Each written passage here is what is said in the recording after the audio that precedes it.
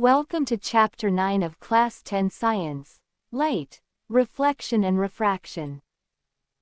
In this illuminating chapter, we'll explore how light behaves when it interacts with different surfaces and media. Light is essential for vision. We can't see anything in complete darkness.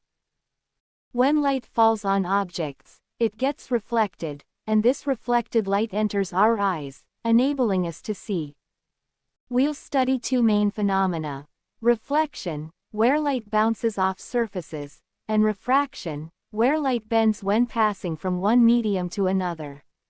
We'll explore how spherical mirrors form images, understand the mirror formula, study refraction through different media, learn about lenses and their image-forming properties, and discover the lens formula. These principles explain everyday phenomena like why a pencil appears bent in water, how mirrors work, why swimming pools look shallower than they are, and how lenses in spectacles correct vision problems. Get ready to uncover the fascinating behavior of light. Let's begin with reflection of light in spherical mirrors.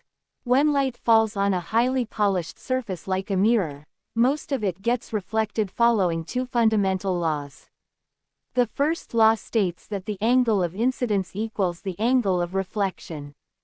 The second law states that the incident ray, the normal at the point of incidence, and the reflected ray all lie in the same plane. For spherical mirrors, which are curved mirrors, we have two types: concave mirrors that curve inward and convex mirrors that curve outward.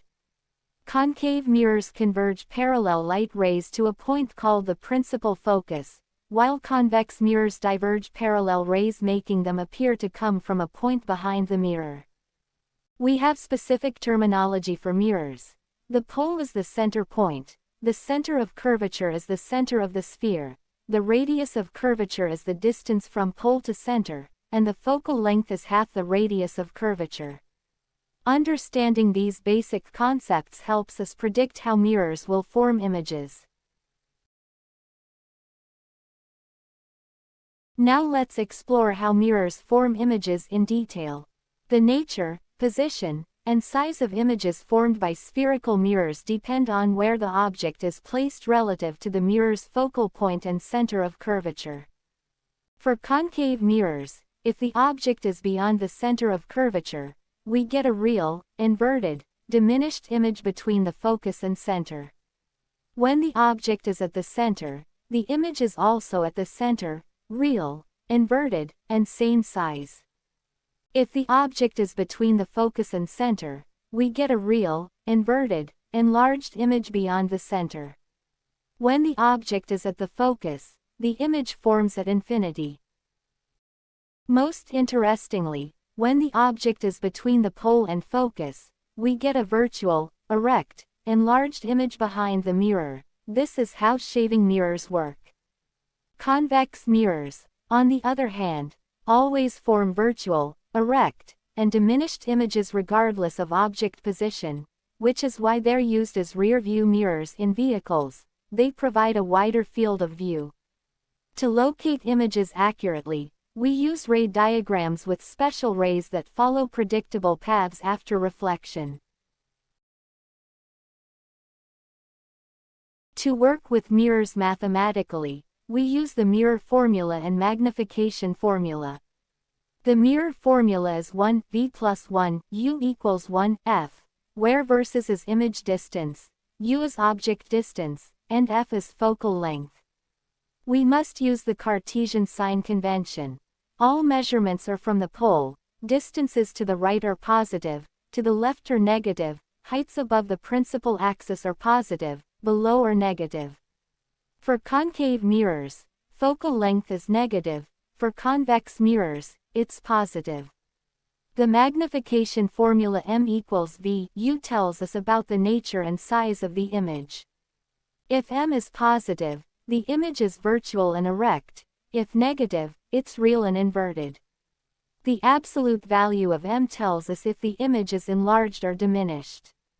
These formulas allow us to calculate precise image positions and characteristics.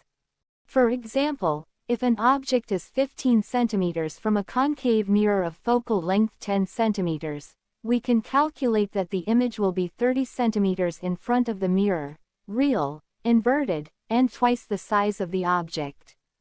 These mathematical relationships are crucial for designing optical instruments. Now let's turn to refraction, the bending of light when it passes from one transparent medium to another. This happens because light travels at different speeds in different media. When light goes from air to water or glass, it slows down and bends toward the normal. When it goes from water or glass to air, it speeds up and bends away from the normal. This explains why a pencil appears bent in water, why a swimming pool looks shallower than it is, and why stars twinkle. The laws of refraction state that the incident ray, refracted ray, and normal all lie in the same plane, and the ratio sin r is constant for a given pair of media. This is Snell's law. The constant is called the refractive index, which is the ratio of the speed of light in vacuum to its speed in the medium. Air has a refractive index of approximately 1, water about 1.33, and glass around 1.5. Diamond has a very high refractive index of 2.42, which is why it sparkles so brilliantly. Understanding refraction helps explain many optical phenomena and is fundamental to how lenses work.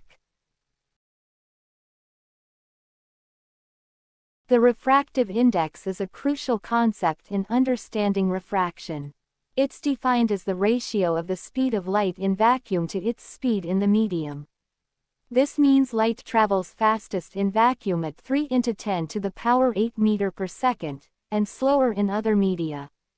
When light goes from a rarer medium like air to a denser medium like water, it slows down and bends toward the normal. When it goes from denser to rarer medium, it speeds up and bends away from the normal. This bending is what causes objects to appear displaced when viewed through different media. For example, a swimming pool appears shallower because light from the bottom bends away from normal when coming to air, making the bottom appear closer than it actually is. Different materials have different refractive indices. Air is about 1, water 1.33, ordinary glass 1.5, and diamond 2.42. The higher the refractive index, the more the light bends when entering that material from air. This principle is used in many optical instruments and explains why diamonds sparkle so brilliantly. Their high refractive index causes extensive bending and internal reflection of light. Now let's explore lenses, transparent materials that refract light to form images. There are two main types: convex lenses that are thicker in the middle and concave lenses that are thinner in the middle. Convex lenses converge parallel light rays to a point called the principal focus, while concave lenses diverge parallel rays, making them appear to come from a point. Convex lenses can form both real and virtual images depending on the object position, while concave lenses always form virtual, erect, diminished images. The image formation by convex lenses follows specific patterns. When the object is beyond 2f, we get a real, inverted, diminished image between f and 2f on the other side. When the object is at 2f, the image is also at 2f, real, inverted, and same size. When the object is between f and 2f, we get a real, inverted, enlarged image beyond 2f. When the object is at f, the image forms at infinity. And when the object is between the lens and f, we get a virtual, erect, enlarged image on the same side as the object. This is how magnifying glasses work. The mathematical relationships for lenses are similar to but slightly different from mirrors. The lens formula is 1 v1 u equals 1 f, where versus is image distance, u is object distance, and f is focal length. Note the minus sign instead of plus sign compared to the mirror formula. The sign convention is also different. Object distance u is always negative. For convex lenses f is positive. For concave lenses f is negative. Real images have positive v, and virtual images have negative versus. The magnification formula for lenses is m equals v u, without the negative sign we had for mirrors. Another important concept is the power of a lens, defined as P equals 1, F, where F is in meters. The unit of power is diopter. Convex lenses have positive power, concave lenses have negative power. When multiple lenses are combined, the total power is simply the algebraic sum of individual powers. These formulas allow opticians to prescribe corrective lenses.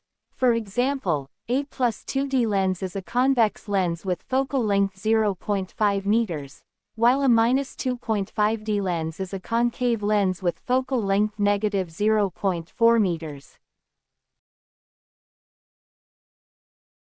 Let's look at some practical applications of these optical principles.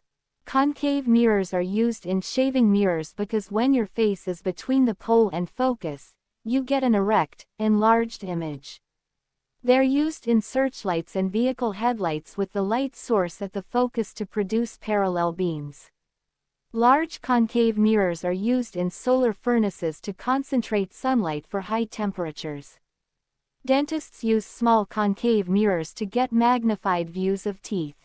Convex mirrors are used as rear-view mirrors in vehicles because they always give erect images and have a wider field of view, though the images are diminished. Convex lenses are used in magnifying glasses, cameras, microscopes, telescopes, and the human eye. Concave lenses are used to correct myopia or short-sightedness by diverging light before it enters the eye. Understanding these applications shows how fundamental optical principles are used in everyday life and advanced technology. As we conclude this chapter, let's review the key concepts. We've learned that light follows specific laws when reflecting and refracting. Reflection follows the laws that the angle of incidence equals the angle of reflection, and all rays lie in the same plane. Refraction follows Snell's law where the ratio sin I, sin R is constant for a given pair of media. Spherical mirrors can be concave or convex, with concave mirrors forming various types of images depending on object position, while convex mirrors always form virtual, erect, diminished images.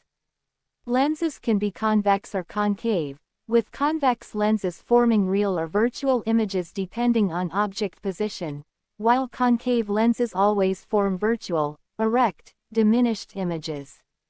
We have mathematical formulas for mirrors and lenses that allow us to calculate image positions and characteristics. The power of a lens is measured in diopters and is the reciprocal of focal length in meters. These principles explain many everyday phenomena and form the basis for numerous optical instruments that enhance our vision and extend our understanding of the world.